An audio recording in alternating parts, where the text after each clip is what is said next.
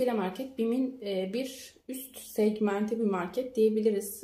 Daha yani BİM'den biraz daha kaliteli ürünler satıyor. Daha fazla ürüne, sebzeye, meyveye ulaşabiliyorsunuz. Öncelikle biraz deterjan alışverişi yaptım. Onları paylaşacağım sizinle. Şöyle Fairy'nin 90'lı bulaşık tabletinden aldım. Bu arada şurada lekeler görebilirsiniz. Tezgahtaki lekeler çıkmıyor maalesef. Yani ev sahibinin bırakmış olduğu lekeler. Çok uğraştım. Cif kullandım. Çamaşır suyu kullandım. İşte biraz telledim falan ama tezgah çiziliyor. Yine de bu lekeler çıkmıyor. Pas lekesi gibi görünüyor. Kiracı olduğumuz için de zaten herhangi bir işlem yapamıyoruz. Değiştiremiyoruz vesaire. Ama dikkatinizi çektiyse de söylemek isterim. Bunlar ev sahibinden kalmış olan pas lekeleri diyelim. Şöyle deterjanları önce göstereyim. Şöyle Domestos'un tuvalet uzmanı çamaşır suyundan aldım bir tane. Şöyle Yumoş'un hanımeli yumuşatıcısından aldım. Bu kokuyu çok beğeniyorum. Oldukça kalıcı. Şöyle Cif'in krem temizleyicisinden aldım. Normalde Cif kullanmıyorum. Yani böyle krem temizleyici kullanmıyorum ama oturduğumuz, taşındığımız ev biraz eski bir bina ve bu tarz kimyasal deterjanlar kullanmam gerekiyor bazı yerlerde. Ciflemem gerekiyor banyo, işte mutfakta. O yüzden böyle bir tane cif aldım. Şöyle Komil'in ıslak mendili. Bir tane de antibakteriyel ıslak mendil aldım. Banyoda kullanmak üzere. Şöyle bir tane çöp poşeti aldım. Tat'ın kırmızı mercimeğinden aldım. 2 kiloluk olanından. Şöyle kefir aldım, altın kılıç.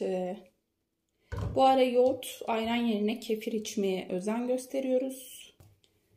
Şöyle 2 tane de sirke aldım. Biri Kemal Kükre'nin sandalwoz sakızlı elma sirkesi. Biri de Kühne'nin üzüm sirkesi. Şöyle yeni çıkmış ekşi mayalı bir baget ekmeği aldım. Sıcacık, taze taze. Bunu genelde bitiremediğim zaman dilimleyip buzluğa atıyorum. Daha sonra ekmek kızartma makinesinden kızartıp kahvaltılarda, işte yemeklerin yanına yiyebiliyoruz. Şöyle güneş için meyveli kefirlerden aldım. Bundan bir tane daha olması gerekiyor. Şuradan devam edelim. Şöyle büyükçe bir kıvırcık aldım. Marul. Bir tane çiçek ıhlamuru aldım. Soğuk havalarda olmazsa olmazımız. Yine bir tane kefir meyveli güneş için. Şöyle bir tane süt burger. Portakal. Elma. Soğan. Kivi. Şöyle şehriye. Arpa şehriye. Burça. Biraz abur cubur. Çizi.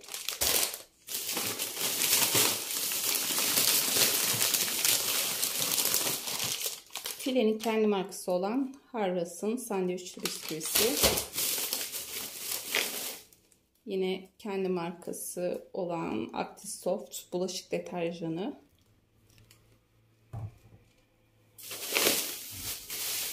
Şöyle badem aldım. Kabuklu badem. Güneşin beslenmesi için ya da işte ben sabah kahvaltılarda böyle kahvaltı taban yanında yemeği seviyorum. Çiğ tüketmeyi seviyoruz. Kuru yemişleri. Badem, fındık, ceviz. Bunları çiğ yemeyi seviyoruz. Şöyle filtre kahvelerim için laktozsuz kahve kreması aldım. Bazen süt karıştırıyorum. Bazen de böyle krema katabiliyorum kahvelerime. Kaya tuzu aldım. Öğütülmüş kaya tuzu yemeklerde kullanmak için. Güneşin beslenme çantası için kabuksuz kuru yemiş aldım. Karışık. Şöyle 2 tane Ülker'in çikolatalı bisküvilerinden aldım. La Viva. Bu bisküvilere bu ara ya özellikle bu son hafta takmış durumdayım. Çayla birlikte çok hoşuma gidiyor yemek. Zaten bu aralar kahve yerine çok fazla kahve tüketen biriydim ben. Kahve yerine son bir haftadır çok fazla çay içiyorum. Günde belki bir demlikten fazla çay tüketiyor oldum. Böyle çayın yanına da bu tarz şeyler yemek hoşuma gidiyor, bilmiyorum. Umarım bu huyumdan vazgeçerim. Ispanak aldım. Kuzu ıspanak yarım kilo kadar. Bir tane salatalık turşusu aldım. Bu içinde dereotları bulunan Alman usulü bir turşu. Tatlı, ekşi. Daha önce denemedim. Bir deneyelim bakalım. Umarım beğeniriz. Beğenirsek zaten devamlı olarak alırız. Sütaş'ın süzme yoğurdundan aldım. Şöyle bir tane pul biber. Son olarak da yerli muz aldım. Böyle yeşil göründüğüne bakmayın. Aslında bilerek böyle aldım. Çünkü evde zaten bir 5-6 tane muz var. Onları tüketene kadar bunlar da sararmış olur, olgunlaşmış olur. Yani böyle tam denk gelir, çürümez, ezilmez bu sayede. Hepsini tüketmiş oluruz çöpe gitmeden. Böyle muz aldım.